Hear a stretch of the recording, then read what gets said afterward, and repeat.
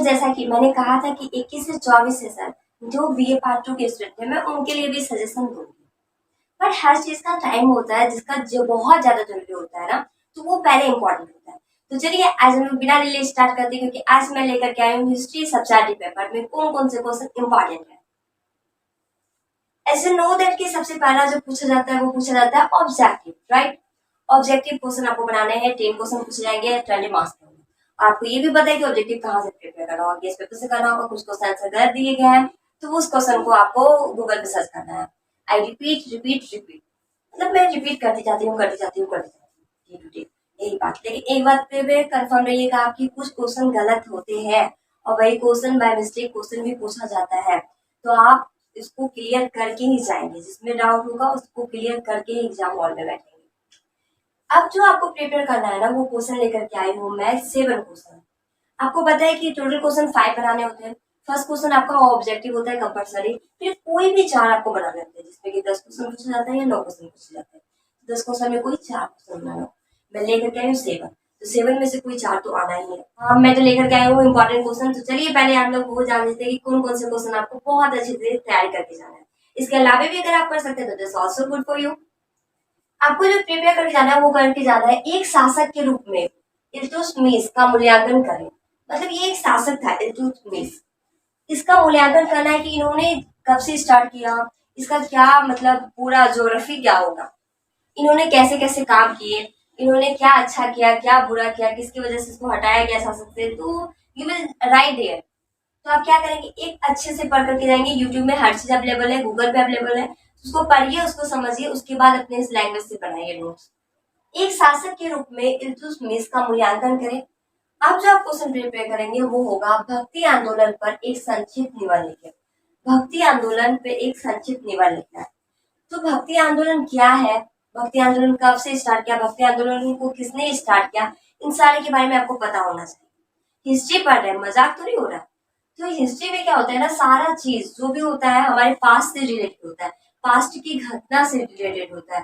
तो उसको जानना बहुत ज्यादा अच्छी बात होती है, जिससे हम गैस कर पाते हैं कि क्या क्या चीजें चेंजेस हुई, कल से लेकर के आज तक में क्या डिफरेंट हुआ, फिर कल क्या हो सकता है, इसके बारे में जानने के लिए मिलता है। तो इसी वजह से आपको क्या करना है ना, यूट्यूब से पढ़ाई करना है, गूगल से पढ़ाई करना है, बुक से भी देख लीजिए आप, उसमें थोड़ा हार्ड वर्ड आता है, लेकिन अगर आप समझने में बहुत ज्यादा एक्सपर्ट है तो आप उसको भी देख सकते हैं। अब आप क्या करेंगे, प्रिपेयर मोहम्मद बिन तुगलक के प्रशासनिक सुधारों पर प्रकाश डालें। मोहम्मद बिन तुगलक का जो प्रशासनिक क्या था सुधार था, वो क्या क्या था, उन्होंने क्या क्या सुधार किए थे, उसके बारे में आपको लिखना होगा। फिर है मुगल साम्राज्य के पतन के कारणों का परीक्षण करें या वर्णन करें। मुगल साम्राज्य का जो पतन हो गया, अंत हो गया, क्या रीजन हो सकता है उसका, क्या ऐसी घटनाएं हुई जिसकी वजह से इसका पतन हो गया, ये अंत हो गया, इसका खत्म हो गया। फिर है औरंगजेब की धार्मिक नीति का वर्णन करें। औरंगजेब की जो धार्मिक नीति है वो क्या क्या है। कभी कभी धार्मिक नीति नहीं आर्थिक नीति पूछ लेता है, लेकिन बात सेम ही, आप सेम ही लिख सकते हैं। तो धार्मिक नीति क्या होती है उसको करें। अब आप बोलेंगे धार्मिक और आर्थिक में तो डिफरेंट होता है, हाँ जी डिफरेंट होता है, लेकिन उस समय अगर आपको समझ में नहीं आ रहा है तो धार्मिक और आर्थिक का थोड़ा मतलब जान लीजिए कि आर्थिक का मतलब क्या होता है, धार्मिक का मतलब क्या होता है। मैंने सजेशन धार्मिक दिया तो धार्मिक पढ़ लीजिए, फिर आपको डिफरेंट पता चल जाएगा कि अच्छा धार्मिक में ये होता है, आर्थिक में ये होता है। अगर आर्थिक आया तो अपने अकॉर्डिंग आर्थिक में, अगर धार्मिक आया तो धार्मिक में अपने अकॉर्डिंग, राइट। फिर है आपका सिरसा की प्रशासनिक सुधारों का वर्णन करें। सिरसा के जो प्रशासनिक सुधार थे, उन्होंने क्या क्या सुधार किया था अपने लाइफ में, क्या क्या चीजों में परिवर्तन किया था, ये आपको बताने होंगे आपके एग्जाम में।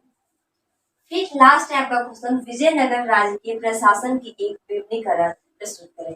विजयनगर राज्य का जो प्रशासन था उसका एक वजह बताना है, उन्होंने क्या क्या अपने लाइफ में किया था। विजयनगर राज्य जो होता है उनने मतलब वो किस किस राज्य को हराए, किस किस राज्य से अव्वल हुए, मतलब क्या क्या चीजें घटना घटी विजयनगर राज्य में, उसके प्रशासन में क्या क्या चीजें हुई, ये आपको लिखना होगा। तो ये कुछ क्वेश्चन मैंने यहाँ कलेक्ट किए हैं जो बहुत ज्यादा इंपॉर्टेंट है।